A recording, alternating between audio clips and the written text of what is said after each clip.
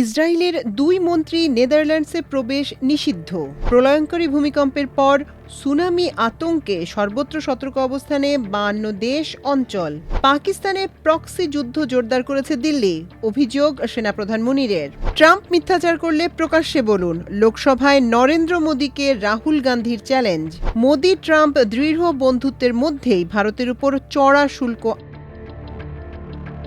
Netherlands বহুদিন থেকেই গাজায় ইসরায়েলের বর্বরতার বিরুদ্ধে সোচ্চার। এবার কূটনৈতিকভাবে ইসরায়েলের বিরুদ্ধে ব্যবস্থা নিয়ে তারা দেখিয়ে দিল তারা শুধু মুখে মুখেই তেল আবিবের বিরোধিতা করে না, ইউরোপের প্রথম দেশ হিসেবে ইসরায়েলের বিরুদ্ধে কঠোর ব্যবস্থা নিয়েছে তারা। মঙ্গলবার ইসরায়েলের প্রধানমন্ত্রী বেনিয়ামিন নেতানিয়াহুর মন্ত্রিসভার 2 সদস্যের উপর নিষেধাজ্ঞা আরোপ করার কথা জানিয়েছে দ্য হেগ। ইসরায়েলের জাতীয় নিরাপত্তা বিষয়ক মন্ত্রী ইটামার বেন গাভির এবং অর্থমন্ত্রী বেজালেল স্মোট্রিজের ওপর নিষেধাজ্ঞা বলবতের কথা ঘোষণা করেছে ডাচ পররাষ্ট্রমন্ত্রী ক্যাসপার ভেল্টক্যাপ। দুই মন্ত্রীর বিরুদ্ধে নিষেধাজ্ঞা আরোপের ঘোষণা দিয়ে ডাচ পররাষ্ট্রমন্ত্রী ক্যাসপার ভেল্টক্যাপ সে দেশের পার্লামেন্টে বলেন, ওই দুইজনের বিরুদ্ধে সহিংসতায় উস্কানি দেয়া এবং বিশেষ সম্প্রদায়কে নির্মূল করার চেষ্টা চালানোর প্রমাণ রয়েছে। তাই নেদারল্যান্ডসে ওই দুই ইসরায়েলি মন্ত্রীকে প্রবেশ করতে দেয়া হবে না। নেতানিয়াহুর ওই দুই মন্ত্রী ফিলিস্তিনিদের বিরুদ্ধে পরিকল্পিতভাবে সহিংসতা ছড়ানো, জাতিগতভাবে ফিলিস্তিনিদের নির্মূল করার অপচেষ্টা এবং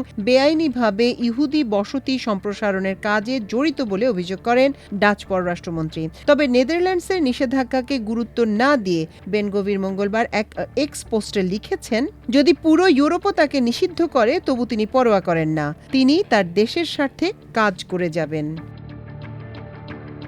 রাশিয়ার কামচাটকা উপদ্বীপের উপকূলে বুধবার ভোরে 8.7 মাত্রার ভয়াবহ ভূমিকম্পের পর প্রশান্ত মহাসাগরীয় অঞ্চল জুড়ে ছড়িয়ে পড়েছে সুনামি আতঙ্ক। যুক্তরাষ্ট্র, জাপান সহ বিভিন্ন দেশের আবহাওয়া সংস্থা ও সুনামি সতর্কতা কেন্দ্রগুলো একযোগে সতর্কতা জারি করেছে। 3টি ভিন্ন মাত্রার ঢেউয়ের আশঙ্কা অনুযায়ী বিশ্বের 52টি দেশ ও অঞ্চল এই সতর্কতার আওতায় এসেছে। 3 মিটারের বেশি উচ্চতার সুনামির ঝুঁকিতে রয়েছে 3টি দেশ ও অঞ্চল। এগুলো হচ্ছে রাশিয়া, ইকুয়েডর এবং উত্তর পশ্চিম হাওয়াই দ্বীপপুঞ্জ। এদিকে একদিক থেকে 3 মিটার ঢেউয়ের আশঙ্কা রয়েছে 14টি দেশ ও অঞ্চলে। এদের মধ্যে রয়েছে Chile, Costa Rica, French Polynesia, Guam, Hawaii, Japan, Jarvis Island, Johnston Atoll, Kiribati, Midway Island, Palmyra Island, Peru, Samoa ও সলোমন দ্বীপপুঞ্জ। এদিকে 0.3 থেকে 1 মিটার উচ্চতার ঢেউয়ের সতর্কতা রয়েছে 35টি দেশের উপর। এসব হচ্ছে Antarctica, Australia, Indonesia, Philippines, Fiji, New Zealand, Papua New Guinea, Tunisia, Tonga, Tuvalu, Vanuatu, Colombia, Mexico, Nicaragua, El Salvador, Cook Islands, Kermadec দ্বীপপুঞ্জ, কস্টে, মার্শাল দ্বীপপুঞ্জ, Pitcairn, Chuuk, Nauru, New Caledonia, পিজুয়ে, প্যালাও, পানামা, উত্তর মারিয়ানা দ্বীপপুঞ্জ, তাইওয়ান, হল্যান্ড ও Baker দ্বীপপুঞ্জ, Johnston Atoll, Jarvis Island, Wake Island, Tokelau. ইতিমধ্যেই রাশিয়ার উপকূলীয় অঞ্চলে সুনামির ঢেউ 3 থেকে 4 মিটার পর্যন্ত উঠেছে এবং উপকূলবর্তী শহরগুলো থেকে সরিয়ে নেওয়া হয়েছে হাজারো মানুষকে। বিশেষজ্ঞরা সতর্ক করেছেন, ভূমিকম্পের পরবর্তী কয়েক ঘন্টার সবচেয়ে ঝুঁকিপূর্ণ সময়। উপকূলবর্তী অঞ্চলগুলোতে জনসচেতনতা ও সতর্কতা বজায় রাখার আহ্বান জানানো হয়েছে। সুনামির সম্ভাব্য ঢেউ যে কোনো সময় আছড়ে পড়তে পারে, তাই সব দেশকে সর্বোচ্চ সতর্ক থাকতে বলেছে আন্তর্জাতিক সংস্থাগুলো। পাকিস্তানে ছায়াযুদ্ধ বা প্রক্সি ওয়ার আরও তীব্র করেছে ভারত, এমন অভিযোগ তুলেছে পাকিস্তানের সেনাপ্রধান ফিল্ড মার্শাল আসিফ মুনির। তিনি বলেন, পাকিস্তানের ভূখণ্ডে অস্থিতিশীলতা ও বিভাজন সৃষ্টির জন্য ভারত সন্ত্রাসী প্রক্সি গোষ্ঠীগুলোর সরাসরি পৃষ্ঠপোষকতা করছে। এর মাধ্যমে দিল্লি ফিতনাতুল খাওয়ারিজ ও ফিতনাতুল হিন্দুস্তানের মতো হাইব্রিড যুদ্ধের কৌশল বাস্তবায়ন করছে। বুধবার বেলুচিস্তানে অনুষ্ঠিত 16তম ন্যাশনাল ওয়ার্কশপে বিভিন্ন শ্রেণী পেশার অংশগ্রহণকারীদের উদ্দেশ্যে বক্তব্যে এসব মন্তব্য করেন সেনাপ্রধান। পাকিস্তান সেনাবাহিনীর গণসংযোগ বিভাগ ISPR এক বিবৃতিতে এই বক্তব্য তুলে ধরে। মুনির বলেন, বেলুচিস্তানের দেশপ্রেমিক জনগণের মনোবল ভাঙতেই ভারতের এই সন্ত্রাসী প্রকল্প। তবে যেভাবে তারা মার্কায় হকে অপমানজনকভাবে পরাজয়ের শিকার হয়েছিল, একই পরিণতি এসব প্রক্সি গোষ্ঠীর ক্ষেত্রেও হবে।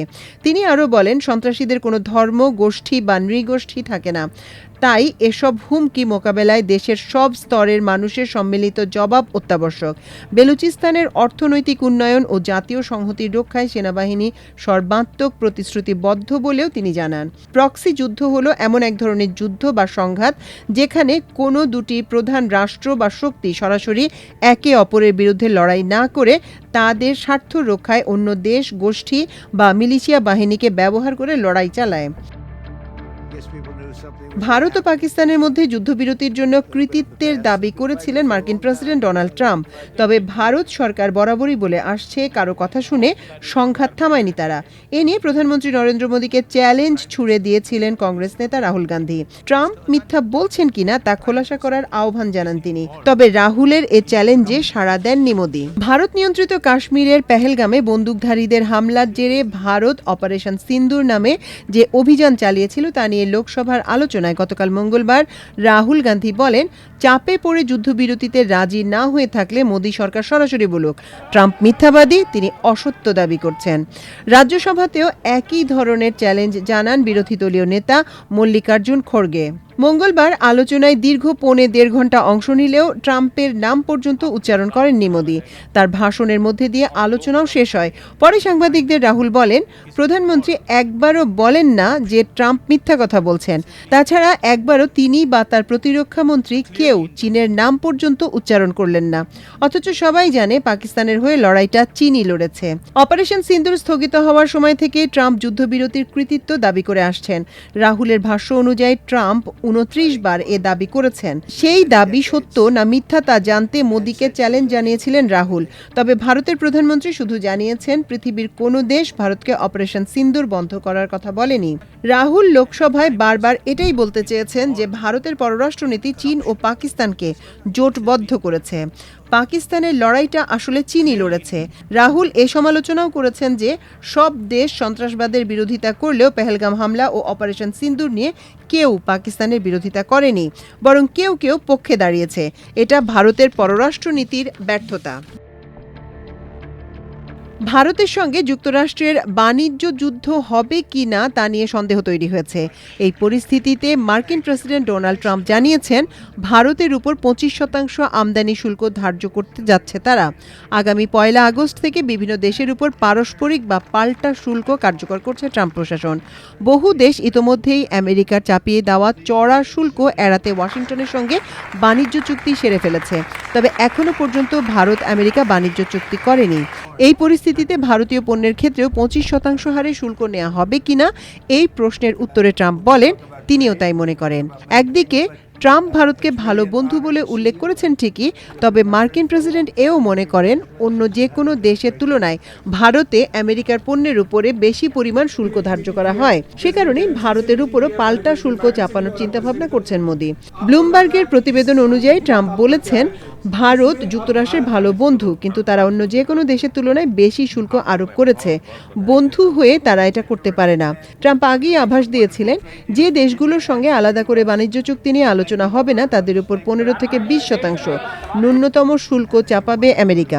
গত এপ্রিলের ঘোষণা অনুযায়ী সব দেশের উপর 10% ন্যূনতম শুল্ক চাপানোর সিদ্ধান্ত নিয়েছিলেন মার্কিন প্রেসিডেন্ট। তবে এবার সেই পরিমাণ কিছুটা বৃদ্ধি করবেন বলে জানান তিনি। তার কথায় এটি 15 থেকে 20% মধ্যে থাকবে। হয়তো এই দুটি শুল্ক হারের মধ্যে কোনো একটি ধার্য হবে।